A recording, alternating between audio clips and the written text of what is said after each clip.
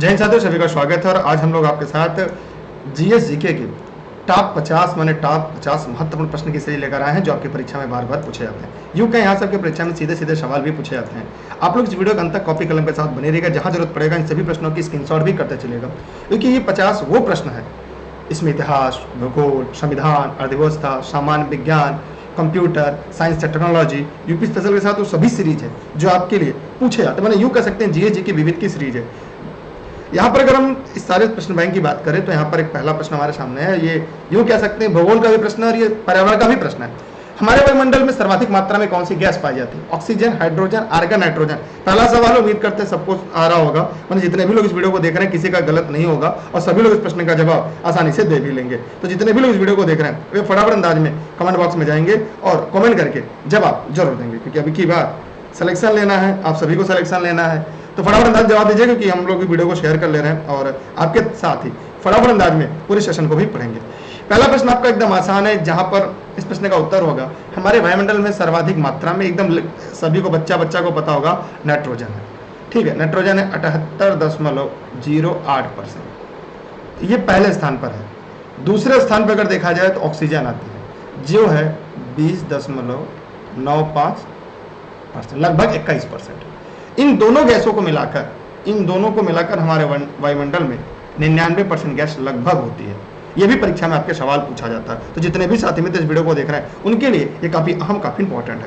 हम बढ़ रहे नए सवाल की तरफ आपके साथ। अगला सवाल है, इंदिरा गांधी राष्ट्रीय उद्यान कहां पर है? अब ये प्रश्न आपको लग रहा होगा हाँ सर ये तो नया प्रश्न है, ये पुराना प्रश्न है। अब ये पर्यावरण के प्रश्न आपके सामने है। ये भूगोल में भी पढ़ने को मिलते हैं, पर्यावरण में मिलते हैं, और उम्मीद करते हैं ये भी आपके सिलेबस में होगा और आप इन सबसे भी पूरी तरह से परिचित होंगे। तो जितने भी लोग हमारे साथ पढ़ रहे हैं वे सभी कमेंट सेक्शन में जाएंगे और कमेंट करके इन प्रश्नों के जवाब जरूर देंगे। सभी लोग फटाफट अंदाज में जवाब दीजिएगा जो लोग इस वीडियो को देख रहे हैं। महाराष्ट्र, उत्तर प्रदेश है, कर्नाटक है, तमिलनाडु है। वैसे मैं वीडियो को शेयर कर दे रहा हूं, अब आपकी जिम्मेदारी है, अब आपको भी शेयर करना है, लोगों तक पहुंचाना है। ठीक है, सभी लोग को, जितने भी लोग हमारे साथ पढ़ रहे हैं।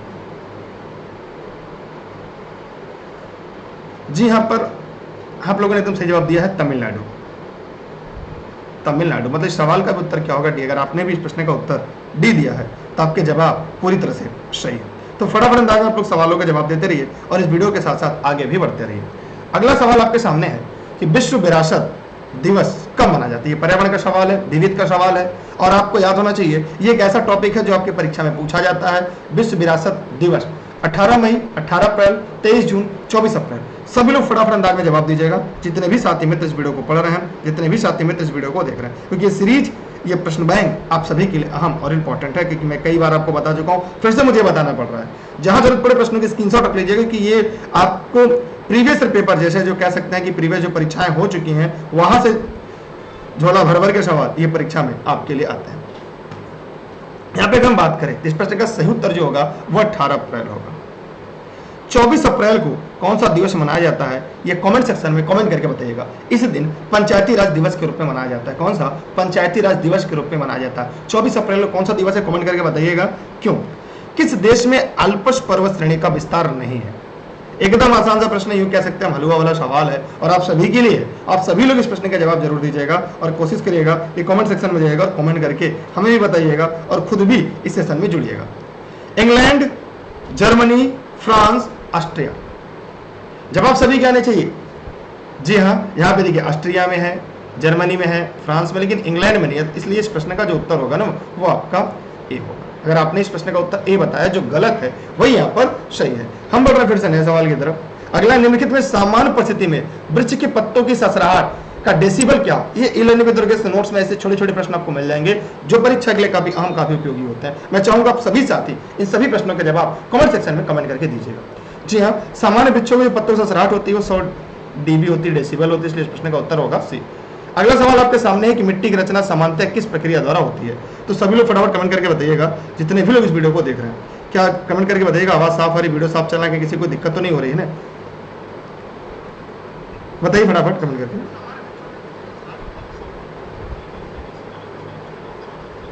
बताइए फटाफट कमेंट करके, सभी लोग जवाब देते रहेंगे।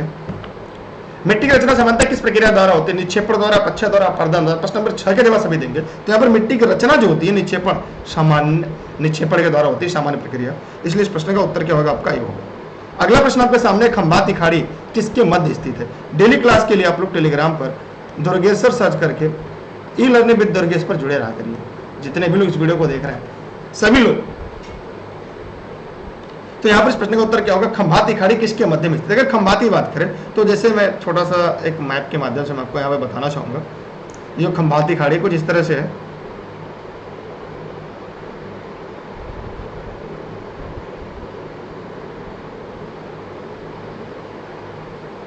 माना हमारा भारत हो गया। तो ये जो बीच का ना ये हो गया आपकी कच्ची खाड़ी, लेकिन ये जो है यही है खंभात खाड़ी। ये क्या है? ये बात किया जाए तो यही है आपकी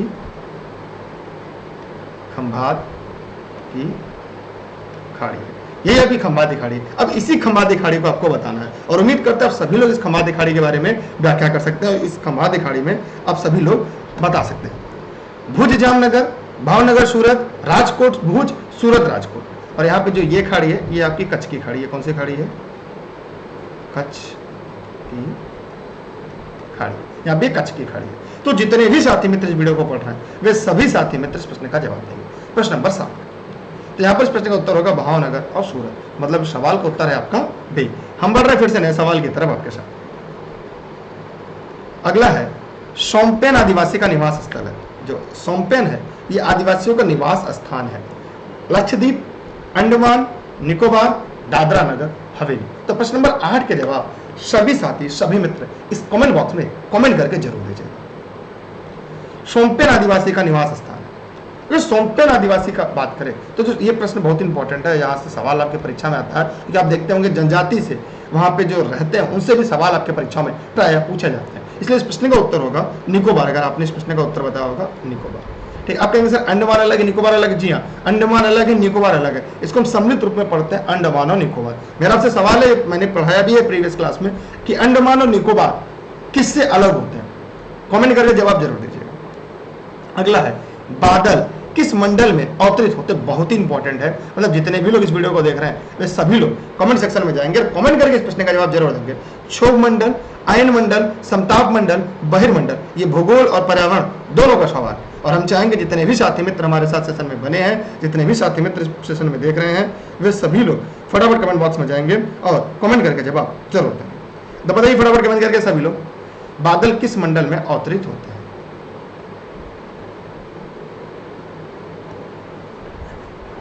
हलवा सवाल है और हम चाहेंगे जितने भी लोग हमारे साथ बने वे जवाब जरूर देंगे। गलत है सही?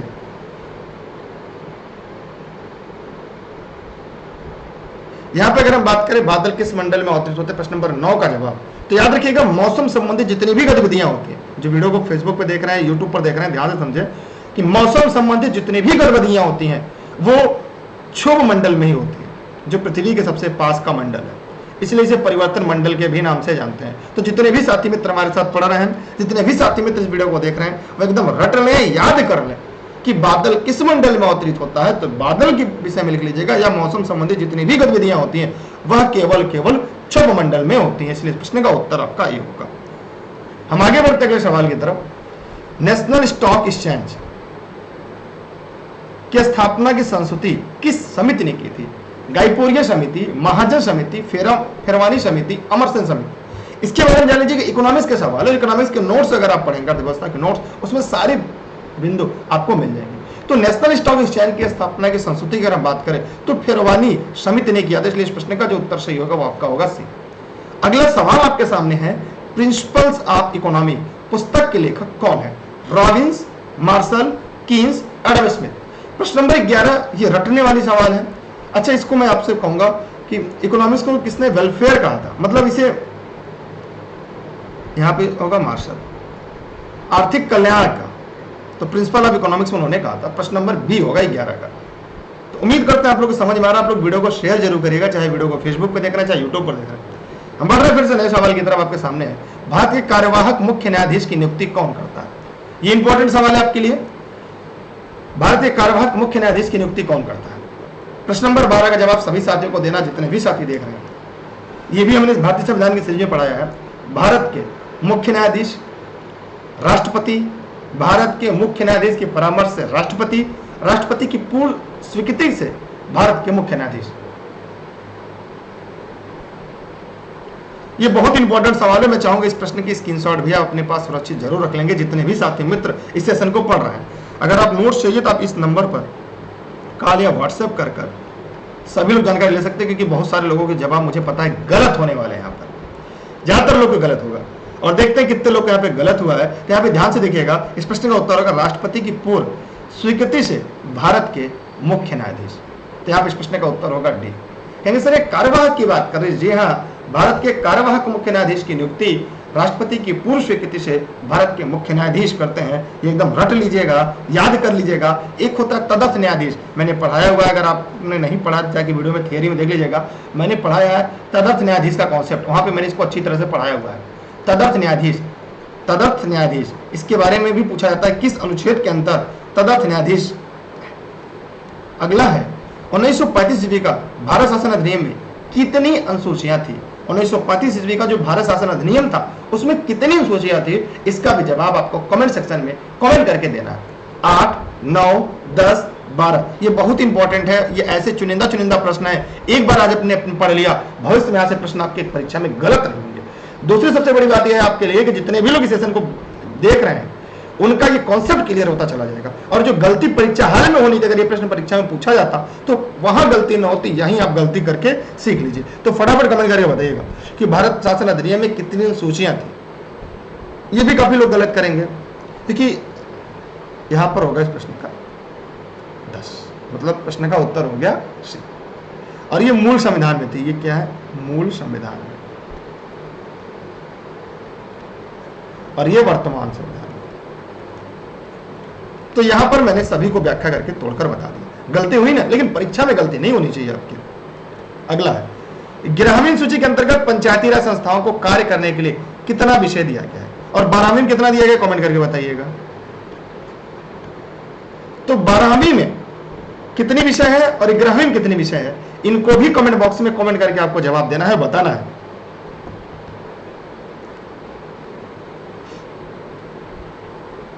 तो 11वीं सूची के अंतर्गत पंचायती संस्थाओं को कार्य करने के लिए कुल 29 विषय हैं, और 12वीं में 18 विषय हैं। तो यह भी आपके लिए इंपॉर्टेंट है, और आप लोग इसे याद कर लिए, जानते हैं, सबके सही है। एक सवाल आपके सामने है, मुझे लग रहा है कि शायद सवाल कट रहा होगा, आपको स्पष्ट दिखाई दे रहा होगा। मिलान करना है। वित्तीय आपात प्रस्तावना की भाषा, राज्यपाल की नियुक्ति विषयक प्रक्रिया, राष्ट्रपति की निर्वाचन मंडली की व्यवस्था, ये कहां से लिया गया वो उसी को आपको मिलान करना। उम्मीद करते सभी लोग इसको आराम से मिलान कर लेंगे। वित्तीय आपात की अवधारणा कहां से ली गई, सभी साथी फटाफट कमेंट बॉक्स में जाएंगे और कमेंट करके एक एक करके बताएंगे। जी हम वित्तीय आपात की अवधारणा यूएसए के संविधान से लिया गया। प्रस्तावना की भाषा बहुत बार आपके परीक्षा में पूछा जा चुका है। प्रस्तावना की भाषा ऑस्ट्रेलिया के संविधान से लिया गया है। रट लीजिएगा, ये कूट वाले सवाल बेशक है, लेकिन परीक्षा में एकदम लाइन टू लाइन आपसे पूछे जाते हैं, और आपको जानते हैं कि परीक्षा में सवाल पूछे जाते हैं कितना। आगे अगर हम बात करें तो राज्यपाल की नियुक्ति अगर हम बात करें तो ये कनाडा से लिया गया है। राष्ट्रपति के निर्वाचन मंडल की व्यवस्था आयरिश संविधान से लिया गया, आयरलैंड के संविधान से लिया गया। इसलिए अब इस प्रश्न का उत्तर क्या होगा, यहां पर इस प्रश्न का उत्तर होगा आपका डी। हम बढ़ रहे हैं फिर से नए सवाल की तरफ। संविधान के किस अनुच्छेद में अनुसूचित जातियों और जनजातियों के अन्य दुर्बल वर्गों की शिक्षा की वृद्धि की व्याख्या की गई है? बताइए। मूलाधिकार का कॉन्सेप्ट है। प्रश्न नंबर 16 का जवाब आप लोग को देना है कमेंट बॉक्स में, जो भी लोग वीडियो को देख रहे हैं। अनुच्छेद 29, 30, 45, 46। तो अब ये जानते हैं ये मूल अधिकार के हिस्सा ये दोनों हो ही नहीं सकते। अगर आपने थोड़ा सा भी संविधान को पढ़ा है, आप प्रेजेंट ऑफ माइंड का प्रयोग करेंगे तो आप तुरंत इस बात कर लेंगे कि 45, 46 हो ही नहीं सकते। 29 और 30 में, 29, 30 में अगर बात करेंगे तो यहाँ पर 29 प्रश्न का जवाब होगा। मतलब एकदम आपका पूरा कॉन्सेप्ट ही क्लियर हो गया। उम्मीद करते हैं आपका भी कॉन्सेप्ट क्लियर हो गया, जितने भी लोग हमारे साथ पढ़ रहे थे। ठीक है, आगे चले हम। अगला है कौन सा विषय संघ सूची में शामिल नहीं है? एकदम आसान सा है। प्रश्न नंबर 17 का जवाब दीजिए फटाफट अंदाज में आप लोग। डाक तार, टेलीफोन, राष्ट्रीय जलमार्ग, जल परिवहन। सभी लोग जवाब देंगे फटाफट कमेंट करके। जो भी लोग इस वीडियो को पढ़ रहे हैं, देख रहे हैं, जवाब जरूर दीजिए।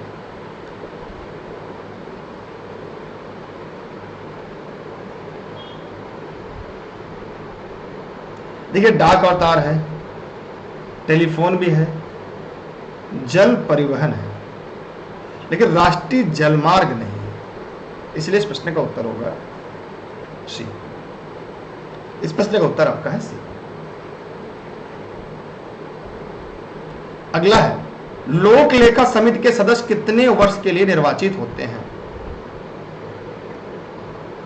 लोक लेखा समिति के सदस्य कितने वर्ष के लिए निर्वाचित होते हैं? जवाब दीजिएगा सब लोग। प्रश्न नंबर 18, 1 वर्ष, 2 वर्ष, 3 वर्ष, 5 वर्ष। सभी के जवाब आने चाहिए, चाहे गलत हो जैसे ही सबके जवाब आने चाहिए यहां पे।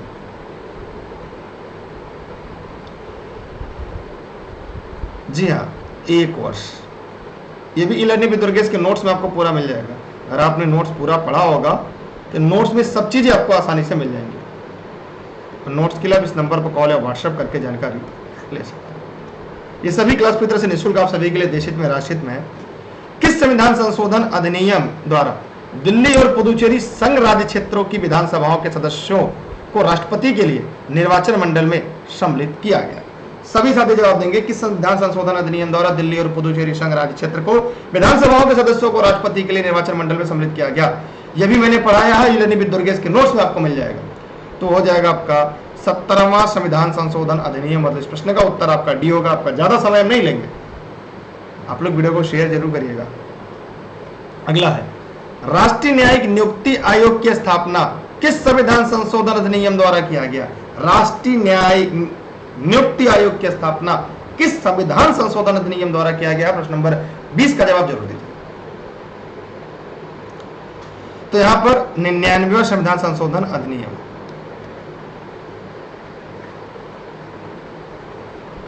गंधार कला शैली निम्न से किसका संश्लेषण? यह प्राचीन इतिहास का सवाल है आप सभी के लिए।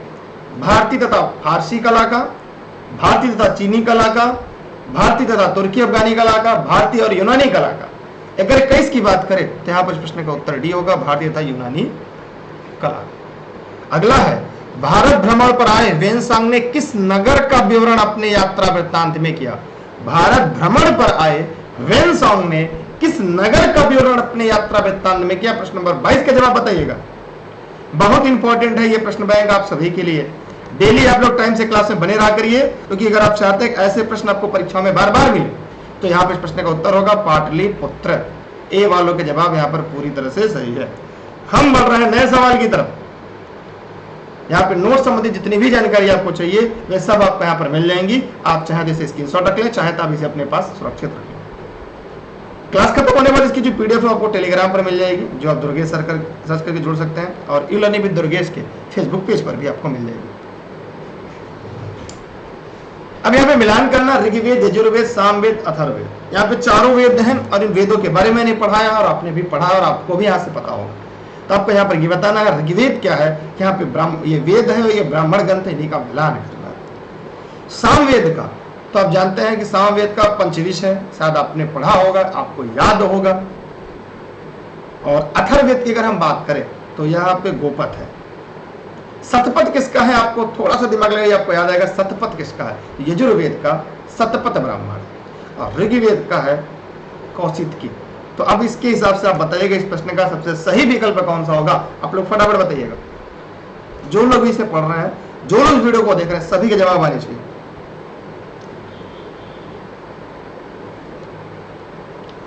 नासिक अभिलेख किस शासक से संबंधित है? रुद्रदामन, गौतम बलश्री, समुद्रगुप्त, स्कंदगुप्त। 24 का जवाब दीजिएगा।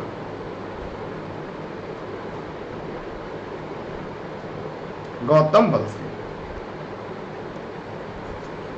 पंजाब में अमृतसर नगर की को किसने स्थापित किया था? बहुत यूनिक सवाल है जो परीक्षा में बार बार पूछा जाता है। गुरु नानक जी, गुरु गोविंद सिंह जी, गुरु तेग बहादुर सिंह, गुरु रामदास। यहां पर इस प्रश्न का उत्तर होगा गुरु रामदास जी। मतलब सवाल का उत्तर आपका हो गया आप पे डी। यहां तक चाहे तो आप इसकी स्क्रीनशॉट अपने पास रख लो। अगला है, किस राजवंश के अंतर्गत विजारत का चरमोत्कर्ष हुआ? तुगलक, इलवरी, खिलजी, लोधी।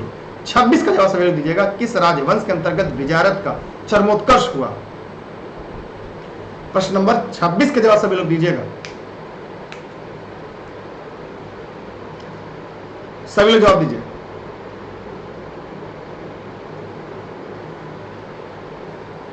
तुगलक। अमीर खुसरो ने किसके विकास में अग्रगामी की भूमिका निभाई?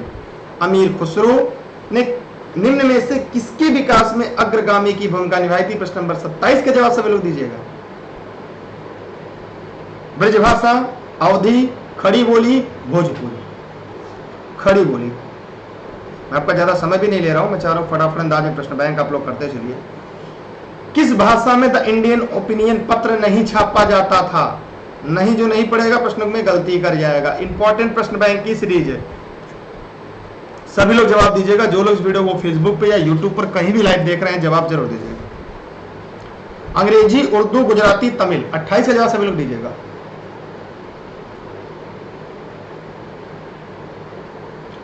थोड़ा सा दिमाग लगाइए, आपका कॉन्सेप्ट क्लियर हो जाएगा। गुजराती था, अंग्रेजी था, तमिल था, लेकिन उर्दू नहीं था। अगला है, निम्नलिखित नेताओं में कौन एक स्वदेशी समर्थक थे? निम्नलिखित नेताओं में कौन एक स्वदेशी समर्थक थे? सभी साथी जवाब देंगे। दादा भाई नेहरू जी, अरविंद घोष, फिरोज शाह मेहता, सुभाष चंद्र बोस। 29 के जवाब सभी लोग दीजिएगा।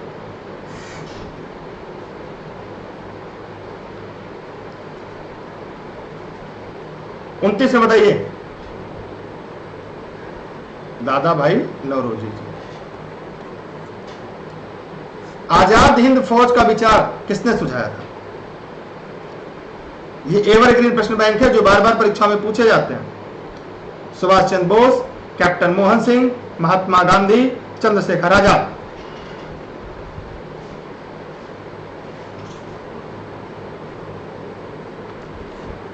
सभी लोग जवाब दीजिएगा फटाफट। प्रश्न नंबर 30 के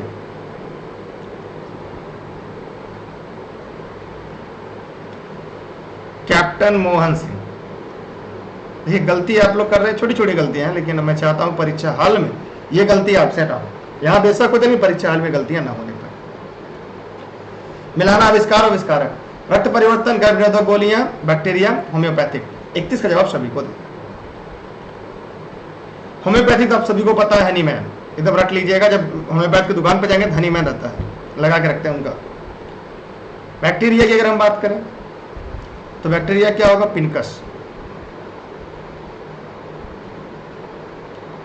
अगर हम बैक्टीरिया की बात करें तो ये है ल्यूवेनहॉक। रक्त परिवर्तन में है कार्ल लैंडस्टीनर, ये भी आप जानते हैं, इनका तो पहले ही पता था। गर्भनिरोधक गोलियां जो है पिनकस। इस हिसाब से प्रश्न का उत्तर क्या होगा बताइए कमेंट करके। डी। अगला है, कौन सी बीमारी फफूंद फंगस से कारण होता है? एथलीट फुट, फाइलेरिया, कालाजार, हर्पीज। जवाब दीजिएगा 32 का। सभी लोग, जितने भी लोग हमारे साथ पढ़ रहे हैं, बताइए फटाफट कमेंट करके। Athlete foot.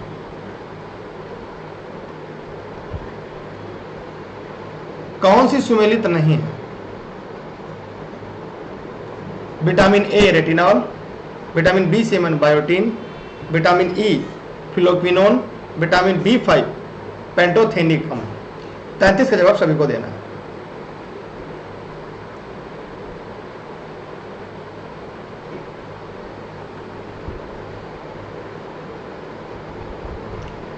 कौन सुमेलित नहीं है? Vitamin A retinol, vitamin B7 biotin, vitamin E phylloquinone, vitamin B5 पेंथोनिक अम्ल। 33 जवाब सभी लोग दीजिएगा, जितने भी लोग हमारे साथ सेशन को पढ़ रहे हैं। फटाफट अंदाजा जवाब दीजिएगा सभी साथी। ए रेटिनॉल सही है, B7 बायोटीन ये गलत है, विटामिन B5 पेंथोनिक अम्ल। यहाँ पे जो गलत है वही आपका यहाँ पर सही है। ठीक,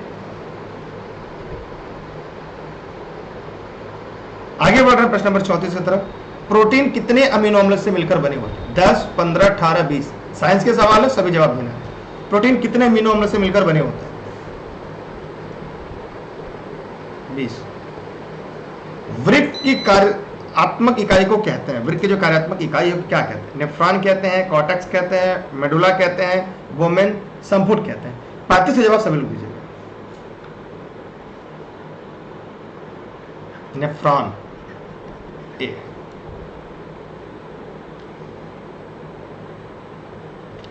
देखिए नोट संबंधी जो भी जानकारी चाहिए यहाँ पे आप ले सकते हैं। पीसीएस है, केवीएस है, लेखपाल है, पीसीएस है, यूपी पुलिस है, सुपर टेट है, केवीएस है, अन्य सभी भर्तियों के नोट्स यहाँ पे आपको मिल जाते हैं। निम्नलिखित में पौधों की वृद्धि को नियंत्रित करने वाला हार्मोन है? जिब्रेलिस है, साइटोकाइनिन है, ऑक्सीजन है और फ्लोरिंजेंस है। 36 का जवाब सभी लोग दीजिएगा। ऑक्सीन है, सी। अगला, मटर में मार्स रोग किस तत्व की कमी के कारण होता है? मटर में मार्स रोग किस तत्व की कमी के कारण होता है? तांबा, मैग्नीज, पोटेशियम, जस्ता। 37 का जवाब सभी लोग दीजिए। Manganese, B. गैसी तत्वों में सबसे भारी तत्व है? गैसी तत्वों में सबसे भारी तत्व रेडान, जिनान, क्लोरीन, ऑक्सीजन। 38 जवाब सभी लोग दीजिएगा। रेडान। रेडान गैस कैसे उत्सर्जित होती है जरा कमेंट करके बताइए। अगला है, टेलीस्कोप एवं प्रिज्म में कौन सी कांच प्रयोग किया जाता है? पायरेक्स कांच, प्रकाशी कांच, क्रुक्स कांच, फ्लिंट कांच। 39 जवाब सभी लोग दीजिएगा। बताइए सभी लोग फटाफट कमेंट करके। जितने भी लोग हमारे साथ बने हैं, जितने भी लोग हमारे साथ पढ़ रहे हैं, जवाब सभी को देना है, चाहे गलत हो चाहे सही हो, सबके उत्तर आने चाहिए। प्रकाशी कांच। कांसा निम्न में से किस तत्वों का मिश्रण होता है? ये बहुत यूनिक प्रश्न, बहुत बार पूछा है। मिलेराइट निम्न में से किस तत्व का अयस्क है? मिलेराइट, निकेल, मैग्नीज, मैग्नीशियम, कैडमियम। 41 जवाब दीजिएगा। ए, निकेल। मिथाइल ऑरेंज की अम्लीय विलय का रंग होता है? लाल, नीला, बैगनी, गुलाबी। मिथाइल ऑरेंज, गुलाबी। यहाँ पे फिर से मिलान करने के लिए आपके पास कूट आ गया और हम चाहेंगे आप इसको मिलान करें। सूची है, कार्बोरेटर, डायनमो, नायलॉन स्टील, इधर उनसे संबंधित व्यक्ति हेनरी लेसिमर, doctor Wallace Carothers, Michael Faraday, J Dobereiner. 13 जवाब दीजिएगा सभी।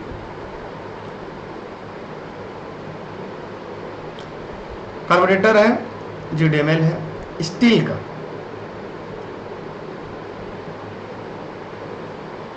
डायनमो की अगर हम बात करें तो माइकल फैराडे, आप लोग ये जानते ही हैं। स्टील हेनरी लेसिमर है। नायलॉन जो है डॉक्टर वालेस कैरियास है। अब आपको बताना इसका उत्तर क्या होगा। किस दो राशियों का एसआई मात्रक समान है? बहुत इंपॉर्टेंट है ये,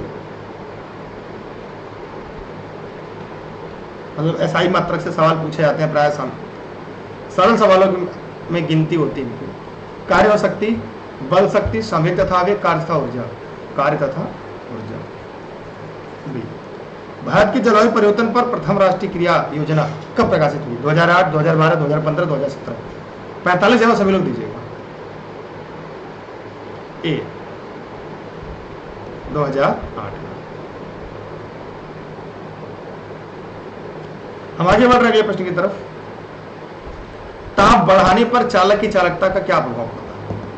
46 का जवाब सभी साथी मित्र दीजिएगा। देखिए डेली क्लास के लिए आप लोग टेलीग्राम पर सभी साथी जुड़े जाइए, जो भी तक नहीं जुड़े हैं।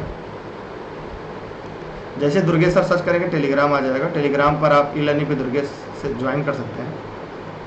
46 जवाब सभी साथी को देना है। ताप बढ़ाने पर चालक की चालकता क्या होती है? घटता है, बढ़ता है, पहले घटता है फिर बढ़ता है, कोई परिवर्तन नहीं होता है तो घटता है। किस माध्यम में ध्वनि की चाल सर्वाधिक होती है? लोहा में, एल्युमिनियम में, कांच में, पारे में। 47 से जवाब दीजिएगा। यहाँ पे प्रश्न के हिसाब से प्रश्न का उत्तर होगा बी, एल्युमिनियम। यहाँ पे देखिए नोट्स संबंधित जितनी भी जानकारी आप यहाँ से घर बैठे प्राप्त कर सकते हैं। इन सभी के अलावा भी आपको भी नोट्स जो है वो चाहिए वो मिल जाएंगे।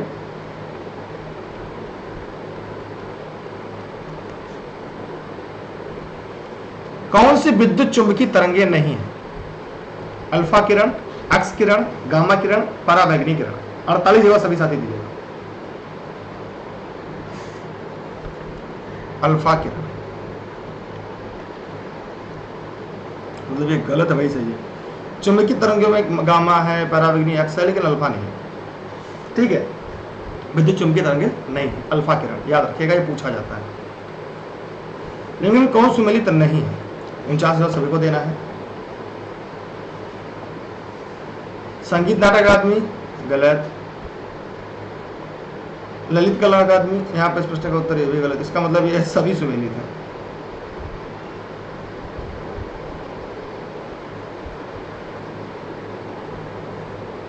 सभी सुमेलित है, मतलब गलत है। लास्ट आज का टॉप 50 का सवाल है, क्योंकि 50 प्रश्न हम लोग एक दिन में पढ़ते हैं। फेडरेशन कप किस खेल से संबंधित है? Golf, football, badminton, basketball. 50 जवाब दीजिएगा। और सभी लोग डेली क्लास के लिए टेलीग्राम को दुर्गेश सर सर्च करके ई लर्निंग विद दुर्गेश पर जुड़े रहिएगा। जितने भी साथी इस वीडियो को देख रहे हैं सभी के लिए काफ़ी महत्वपूर्ण है। Facebook, Instagram, Twitter, YouTube e learning with Durgesh घर बैठे सभी नोट्स के लिए।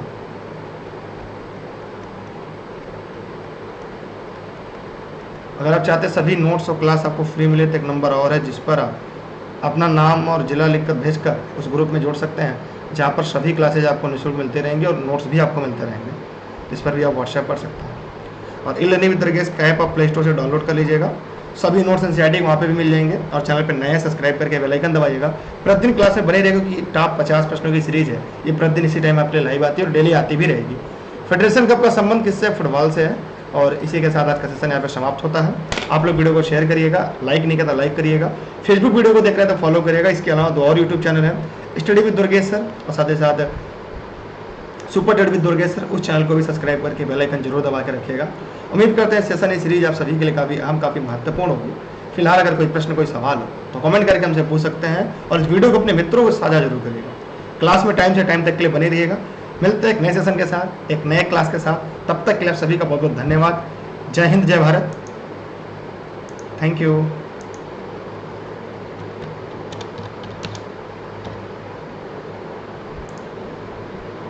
ठीक है, सभी को नमस्ते, बाय बाय।